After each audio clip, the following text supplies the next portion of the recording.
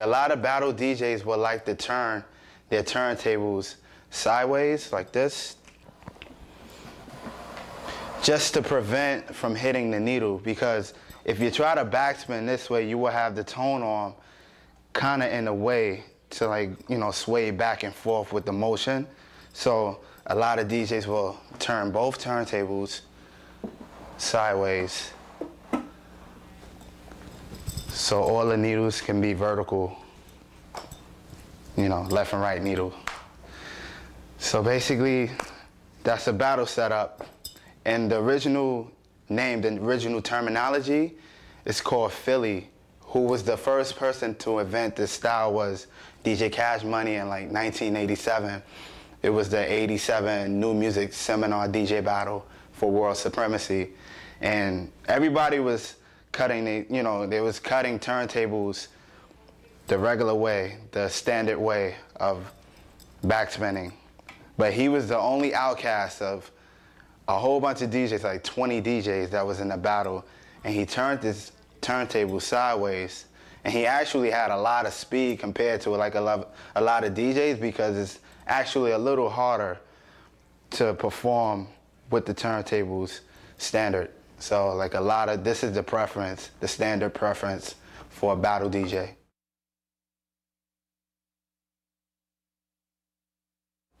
So now what we're going to do is we're going to work on marking our records. What I normally use for marking records is these circles. I like the circle blue. Blue is my favorite color. Anyway, I use the circles to mark the part of the record right before the part that I want to scratch comes in, which is normally like the blank part of the record or wherever else. So what I do is I take the needle, put it on the record, find my spot first.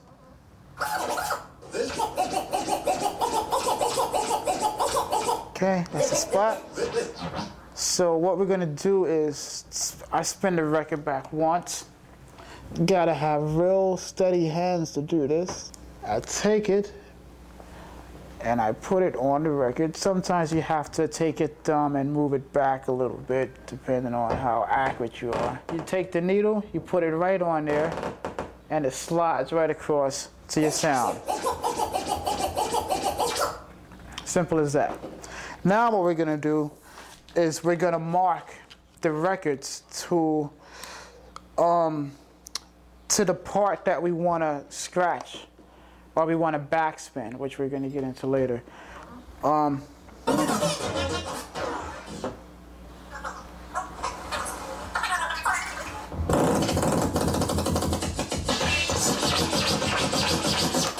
Okay, that's the part we want to backspin, right? So make sure your spot is accurate.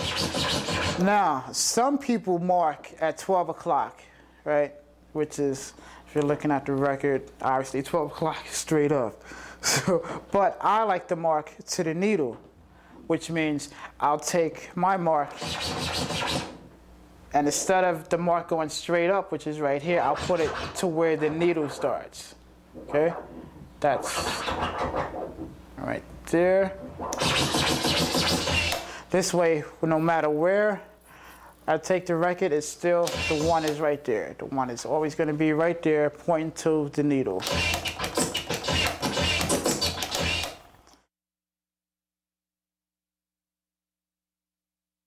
In reference to Roc Raida, he gave you the different marks, the cue marks, and like the mark to track the record for the backspins.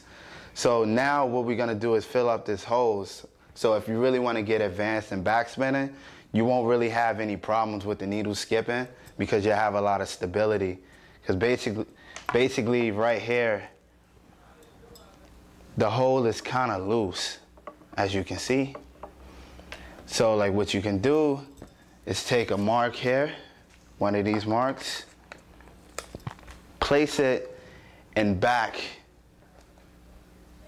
Like maybe if you like the backspin on the A side, you could place it on the B side so it won't show. And then what you do, right in the middle of the spindle, you just push down on it and it pops in place. Now you have a lot of stability. Now we're going to demonstrate the techniques of scratching.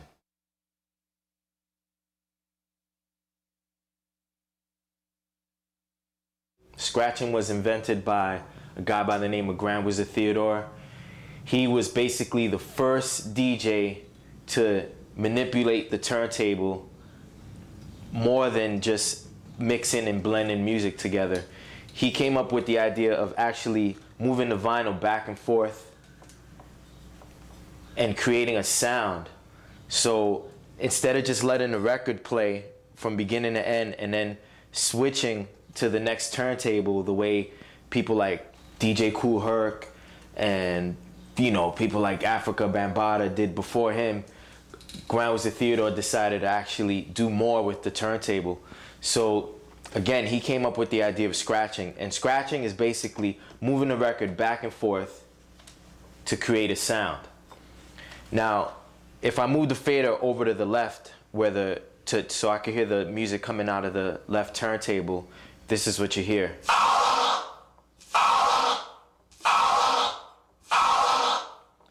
Now, by moving the record back and forth, you're gonna get a sound, and that sound is called a scratch.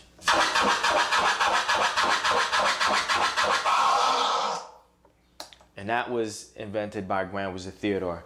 Now, there's a lot of different forms of scratching. The slower you scratch, the lower the pitch of the sound.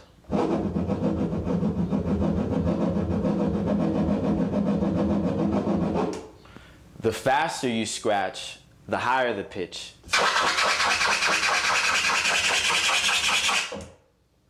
So, and in between there, you have a wide variety of different sounds.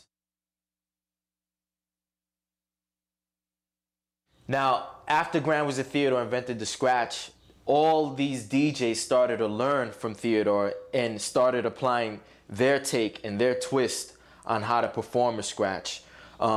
So where Theodore was doing this,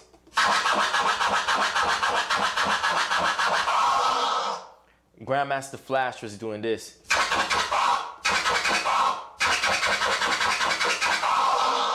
Actually incorporating the use of the fader, which is the knob in the middle of the mixer, or the up and down, which is the level knobs. It allows you to start to create a wide variety of sounds. I could do a scratch like Grand Wizard Theodore, but once I incorporate the fader, it sounds like this. Now you just change the scratch. So this is the original scratch sound. Now I'm incorporating the use of the fader.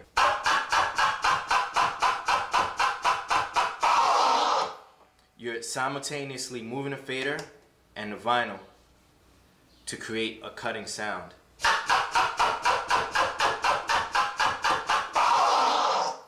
And it all stems from this.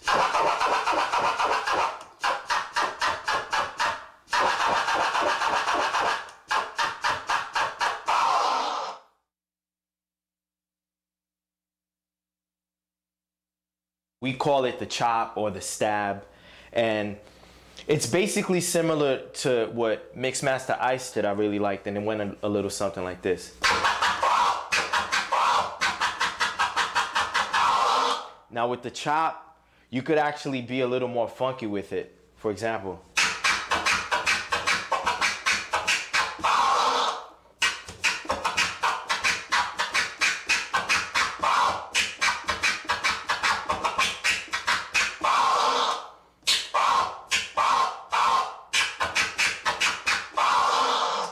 That's like chopping, or we could also call it cutting because you're cutting the sound in and out by using a fader.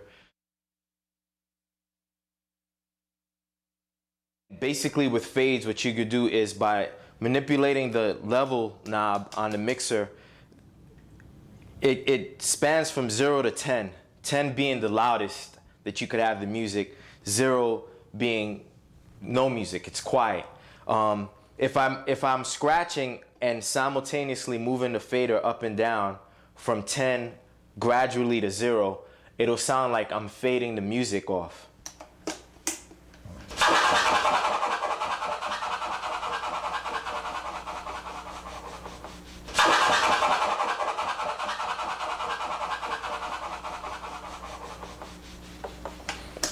So it's like an echo effect.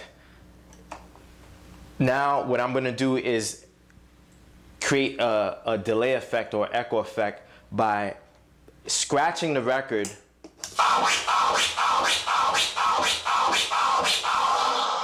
and at the same time gradually moving the fader from 10 to 7 to 5 to 3 to 0. This is what it sounds like.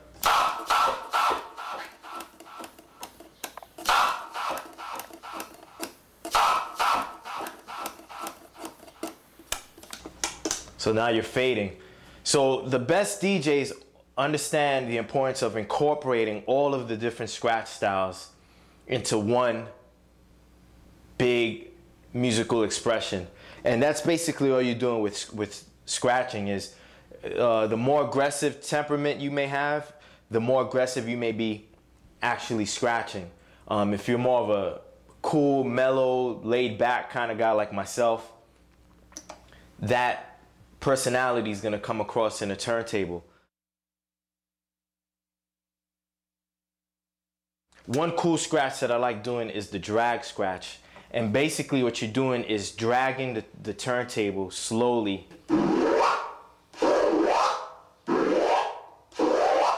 So here's a backward drag. This is a forward drag. Backwards because you're starting from the end of the sound and pulling it back. Forward because you're starting from the beginning of the sound and pushing it forward.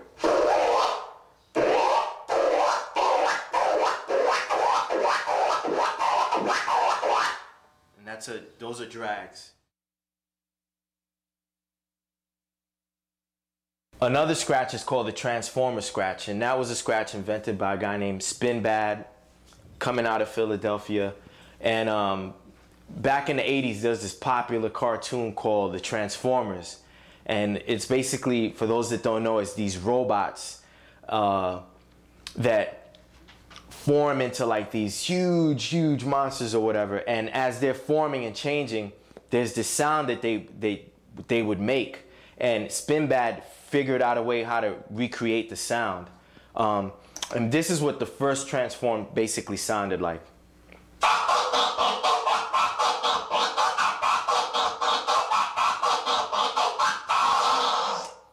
That's slow.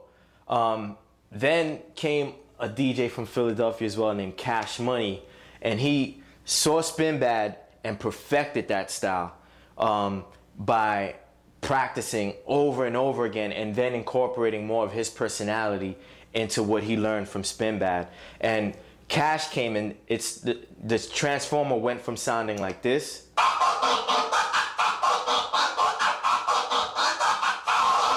to like this.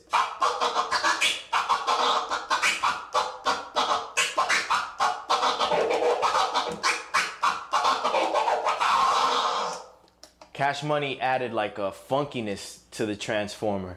And that's really one of the main things that anyone that wants to learn how to DJ should take away from watching this this video. And that is, it's okay to watch someone do something that you like, but always try to figure out a way to if you're gonna copy, figure out a way to make it better. Figure out a way to incorporate your personality in that particular style that you saw a DJ perform.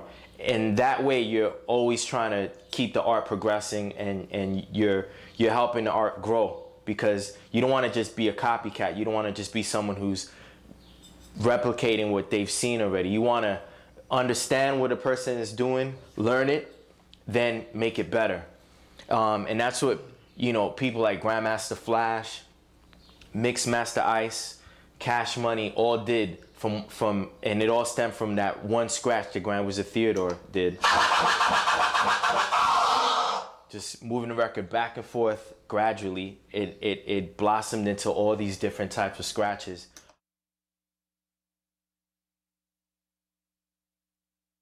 The chirp scratch was a scratch that was made real popular by Jazzy Jeff.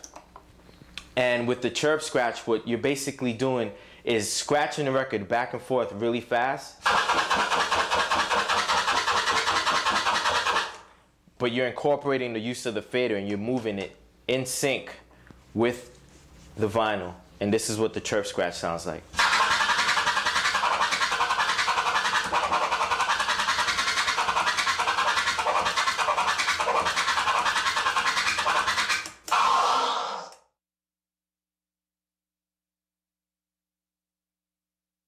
The flare scratch was invented by a guy by the name of DJ Flare, who lives out in the Bay Area. And, you know, he learned how to transform and chirp and, you know, all the different scratches that up until like the early 90s us DJs were doing. And he figured out a way to take the transformer and break down the sounds that you make when you're doing the transformer, and almost cutting them into halves. And what I mean by that is where the transformer sounds like this,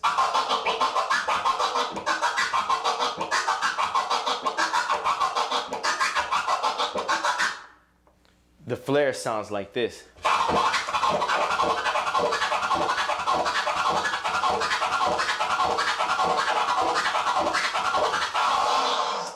So he's actually taken all of each sound in the transformer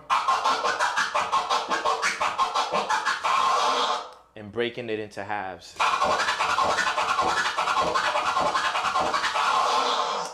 And there's different flare scratches. There are 2-click flare scratches. There are 4-click flare scratches. There are orbits. That's what I was just doing, in orbit. And again, all these different types of flare scratches exist because different DJs started to learn what Flare invented, but then put their twist on it. And you know, you could flare with the up and down. DJ by the name of Qbert has made that real popular. Flaring with the phono, or we call it the up and down, and actually making the flare fade away or echo out, and then bringing it back in.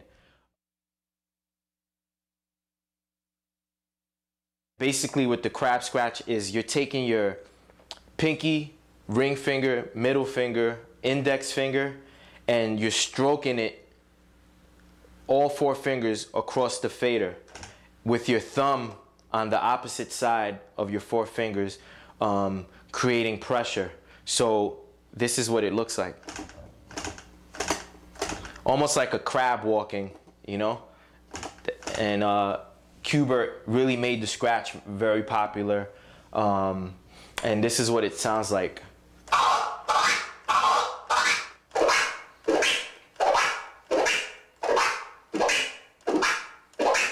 What you're basically doing is dragging the vinyl back and forth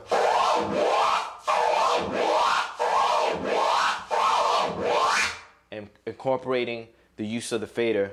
Once again, you're stroking the fader first with your pinky, then your ring finger, then your middle finger, then your index.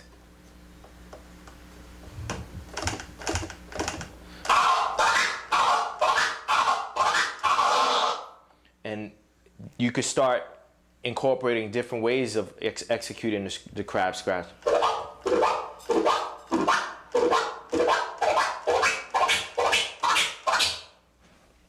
I like to really play a lot with pitch.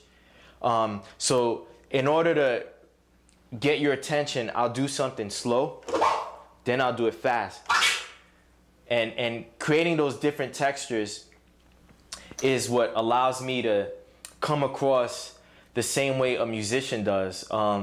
When you see someone like Bob James playing the piano, he has a sheet of music in front of him with different notes. Some notes are more low in octave, other notes are high in octave.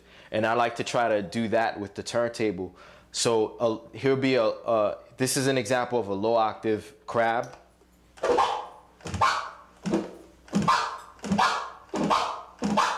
And here's a high octave crab. Now if I combine them together,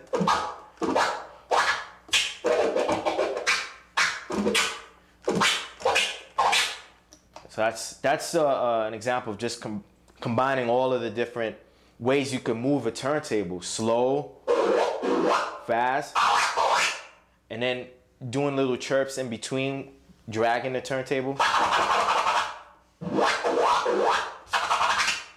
And again, you're just trying to create a wide variety of sounds, and you want your scale of sounds to be as unlimited as possible in order to hang with like all the best DJs that are out there. So that's a basic wrap up of just scratching, turntable manipulation, getting a sound, and just coaxing different rhythms out of it.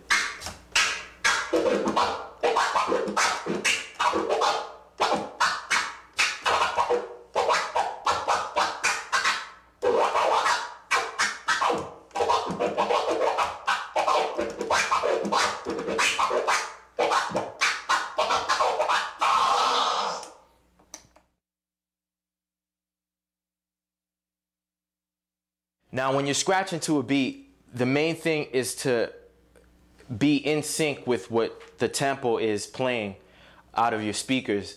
So if you're scratching to a slow beat, most likely you're gonna have to scratch slow, unless you're an expert and you understand how to scratch double time.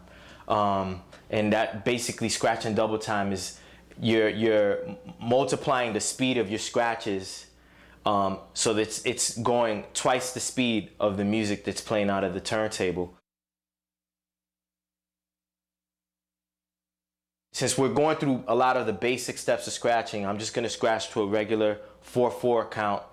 And that's basically being able to count 1, 2, 3, 4, 2, 2, 3, 4, 3, 2, 3, 4, and so on and so forth. I'm gonna play a beat, and what we're gonna do is a 4 count. 1, 2, 3, 4, 2, 2, 3, 4, 3, 2, 3, 4, 4, 2, 3, 4. That's a 4 count. And your scratches have to match the tempo of this 4 count beat. Here's an example.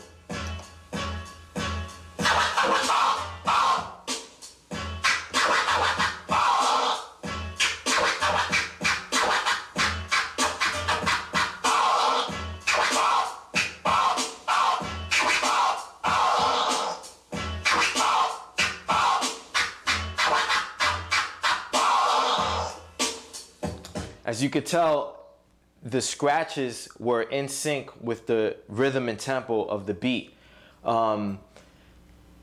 If you're scratching too fast, it may not sound right. If you're scratching too slow, it's not gonna sound right. You have to be quantized. You have to be perfect with your tempo and your ability to stay on beat. It's almost like an MC when he has a beat and he's rhyming on top of the beat. He's flowing. Everything he says falls on every kick, every snare, every hi-hat. And the worst MCs are the ones that can't keep up with the music, that don't know how to count bars. And that's basically what you're doing when you're scratching to a beat, is you're counting bars. You're scratching in sync with the rhythm and the tempo of the music that you're playing from your speakers. Same thing for a guitar player. If I was up here playing guitar, then I'd follow the tempo and rhythm of the music. If I was playing the piano, I'd follow the tempo and the rhythm of the music. It's the same idea with the turntable. You want to treat this like an instrument. You want to be able to scratch in a way that another musician will understand what you're trying to express. Once you've learned the basic scratches, like the baby scratch, which is the scratch that Grand Wizard Theodore invented. Once you learn different chop techniques, once you learn ways of making the sound echo and fade out, then you combine all these different styles and approaches to scratching, and you express your take on all of those different styles over music. Here's an example of combining different styles of scratching over a beat.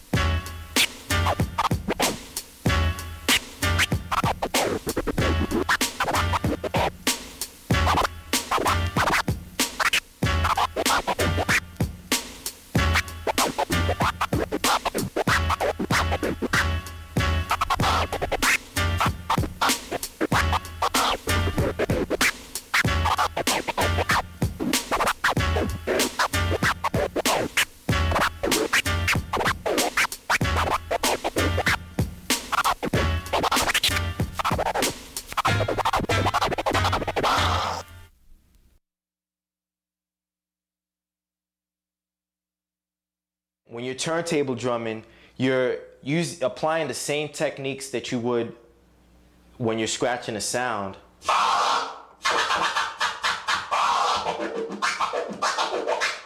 Incorporating the use of the fader, moving the record back and forth, but you're doing it with a kick and a snare. And now you're not just limited to whatever the sound is that you're using. Now you could almost become a drummer on one turntable. And what you're doing is basically manipulating a kick. This is a snare. And this is a hi-hat.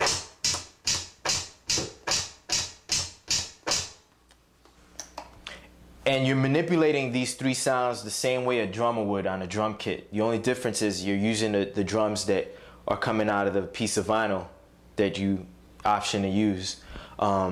So here's an example of turntable drumming.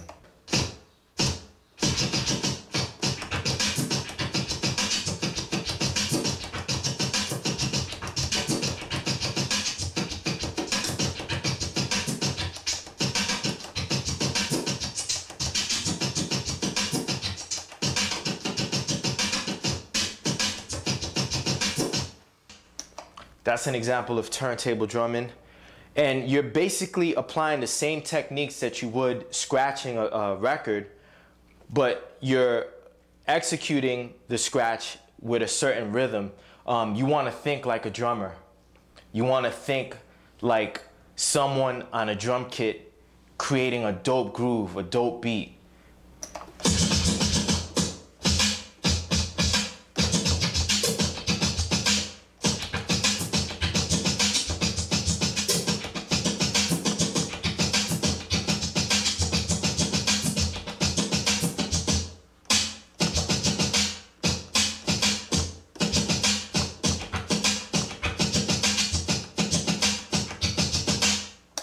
That's an example of turntable drumming.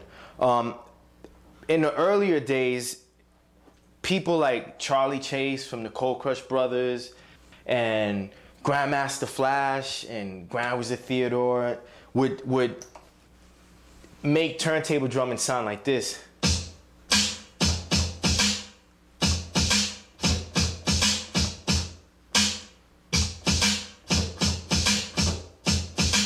It was that basic. It was a lot slower.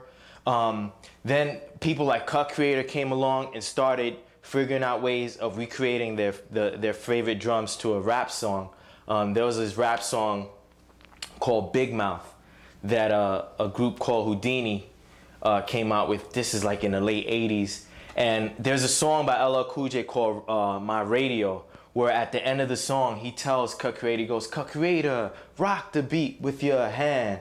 And this is what the drum beat of Big Mouth used to sound like.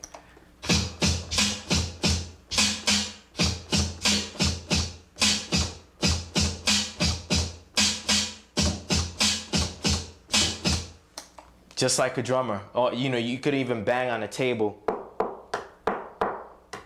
Same concept.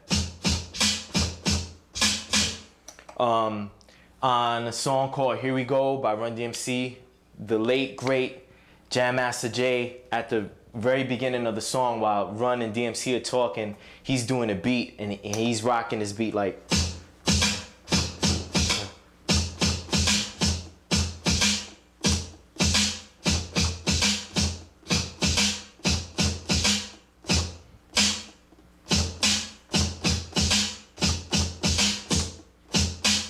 So you're just taking a kick and a snare and just altering the sound and recreating your own drum beat or your own drum pattern. But that's for DJs that have a good understanding of how to scratch. Without being able to move the record back and forth,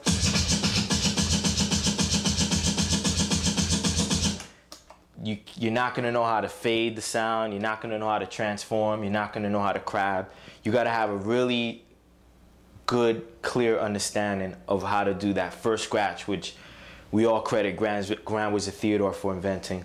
So that's basically what scratching is. You know, it's self-expression, it's being able to move the record back and forth and back, and creating rhythms and sounds that otherwise are not there if you just let the record play from beginning to end.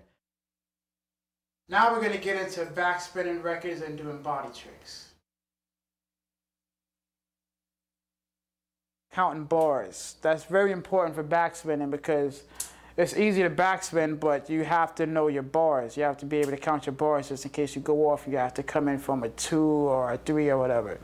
So a bar is divided into 4. 1, 2, 3, 4. That's a bar. So starting on the 1, which is the 1 is the start of a bar, and it's most of the time on a kick. So counting bars would be something like this.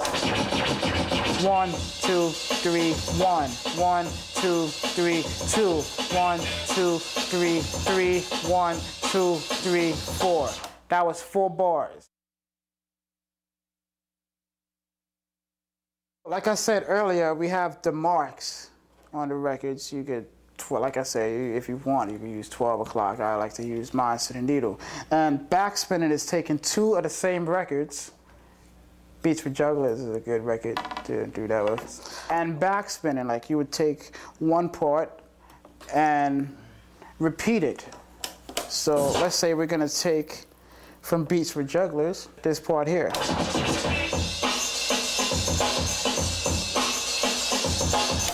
And we're gonna take this, we're gonna take 2 copies of this record, using the marks if you want, if you're on that level, or you could use headphones if you're just spinning in the clubs or just spinning for at picnics or whatever you're gonna do. So we're just gonna take this record and we're gonna make that part repeat 4 bars, 2 bars, 8 bars, however many bars you want, all right? Let's go.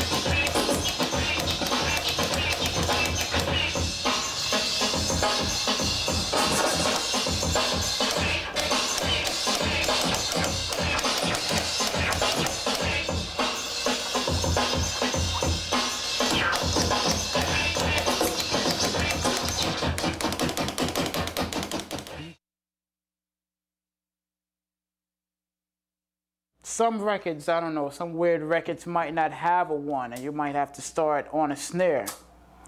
So this is how you would do that. You would still use your knowledge of counting bars, but instead of coming in on the kick, which is this, you're coming on a snare. Okay, so I'm going to show you how to do that right now. It'll be...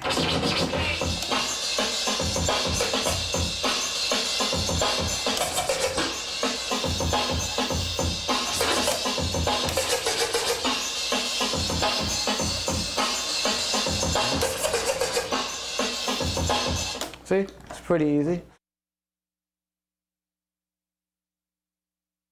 Body tricks is doing the same thing as backspinning. In the middle of you doing backspinning, you're gonna instead of just moving the fader and just going back and forth with the fader like this, now we're gonna take and we're gonna move the fader under our legs or behind our back or spin it around and stuff like that. So to do this, obviously you have to master backspinning, of course. And let's not rush. If you're not 100% comfortable with backspinning, let's not try to do body tricks because this is more advanced. And the most important thing here is keeping the record on beat and making it sound like it's a loop and it's not just somebody cutting a record poorly and you're not on the one. You have to be 100% accurate before you start doing body tricks. And I'm going to show you some stuff right now.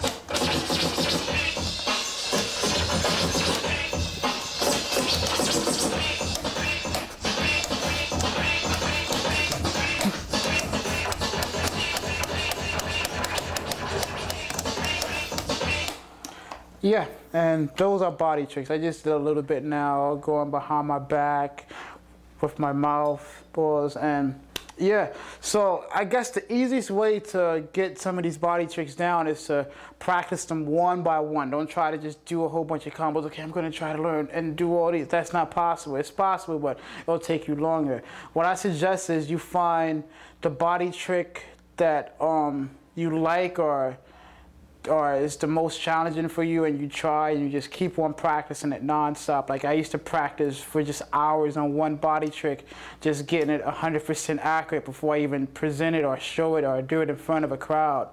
So yeah, what I suggest is just to master it, just practice it. Don't expect to get it in one day or in a couple hours. Just really sit down, practice with some records that you're comfortable with. Make sure that the record isn't going too fast. What I mean by that is pitch-wise. Sometimes if the pitch is going too fast and you're trying to do a body trick, let's say on 45, and it's just not working, like if you're... See, that's just too fast. It's not possible. So what you have to do is you have to be realistic, take your time, keep it on the light for now, the light or slower, and just practice it and good luck.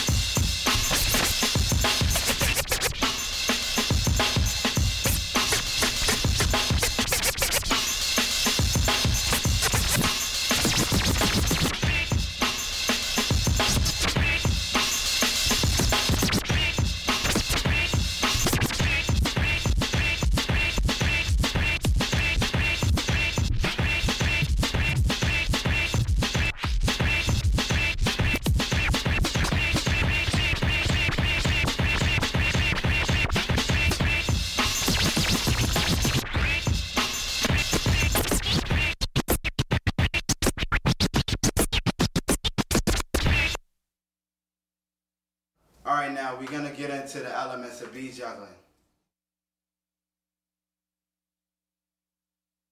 What beat juggling is a form of backspinning, but what it is that you manipulate different kicks and snares and patterns where it's like your own rhythm you're forming. I mean, it sounds pretty technical, but it's not really. As long as you know what kind of pattern you're gonna flip. But that requires a lot of practice, you know, if you have time on your hands, which you have to if you're really into this, all right? Cool, so we're gonna listen to this. Okay, so what sounds interesting to this track is the beginning on how it hits. It has a strong beginning to it. Okay, from that hit there, you will wanna build up a whole story. Pretty much like a song, you know what I mean? From like a song that you listen to, but you want to just build it up into like something that's, you know, really theatrical, that's fast too, and like really sonically understandable. So I'm gonna start off with backspinning, basic backspins.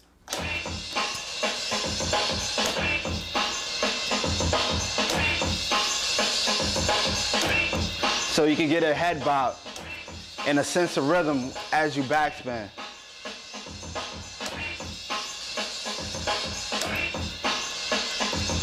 So basically backspinning is the first step to like any beat juggles.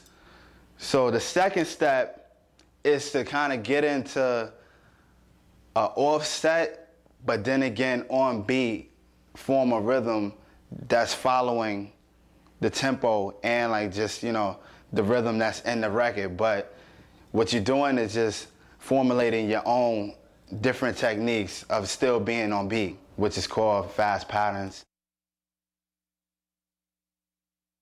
Fast patterns consist of just fast backspinning. So what you want to do is just combine at least like 4 patterns at the same time, and then, you know, flip it into like a story. So check it out.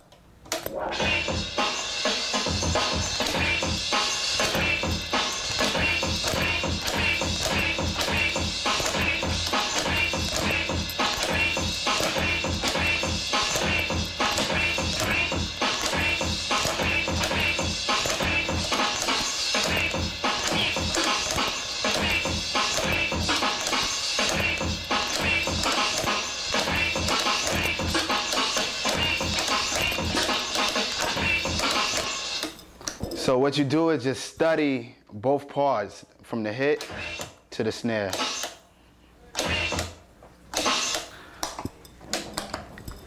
But what you have to do is be conscious of just backspinning. Like everything starts from just the realm of backspinning. So check it out.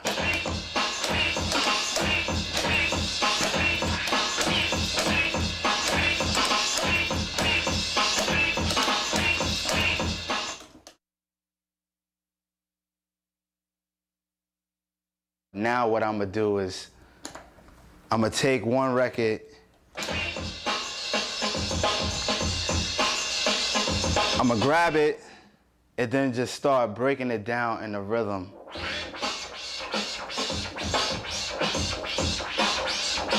And as I do this, I'm forming a vibe, a certain head nod.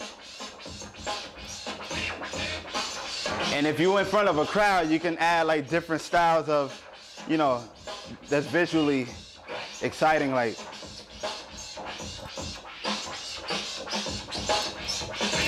And I'm quite sure the crowd be like, oh, check them out.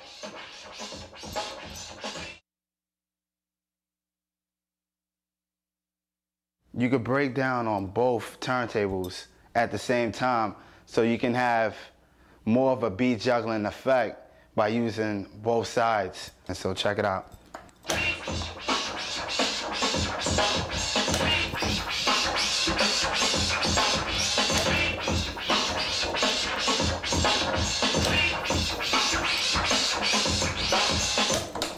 Basically, all that is just beat juggling, going back and forth while breaking down the rhythm.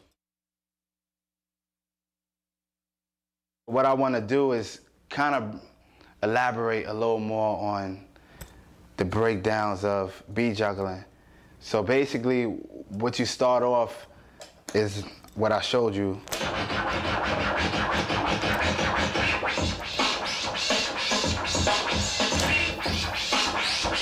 Then you bring it halftime.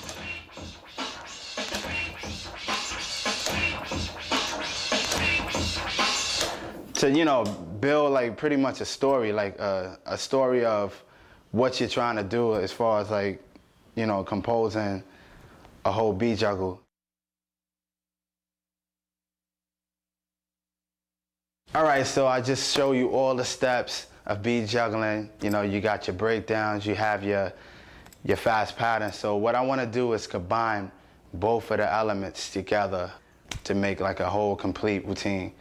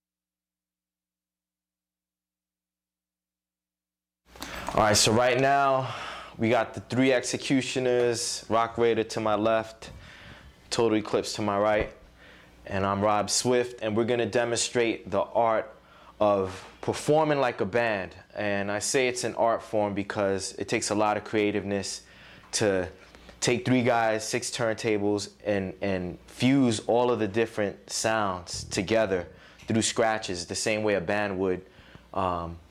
On this particular routine that we're gonna do, it's gonna be basic improv. We're just gonna do whatever comes naturally to us. I'm gonna be the drummer.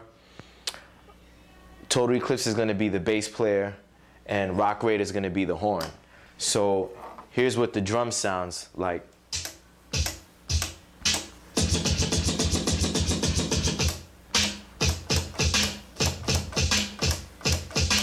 Those are the drums, and that's gonna basically be the meat of the whole routine.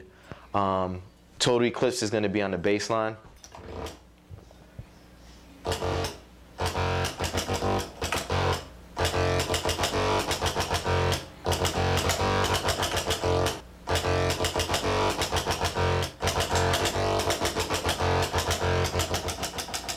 And Roc Raida is gonna be on the horn hit.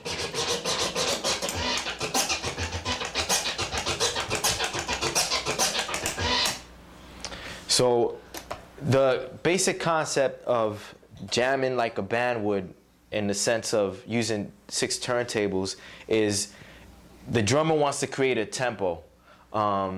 He could go fast or slow. I'm gonna go at a mid tempo, and after about 4 bars, Total Eclipse is gonna follow with the bass line, and then after another 4 bars, Roc Raida is gonna come in with the horn hit. And then at that time, you're gonna hear all of us scratching simultaneously, and each one of us is gonna be doing a different technique. I'm gonna be drumming.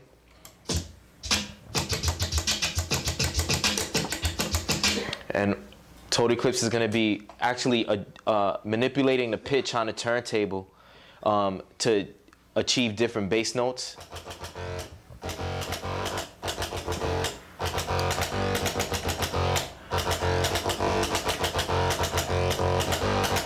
And Roc Raida is going to be scratching the horn hit, and we're all going to be jamming together.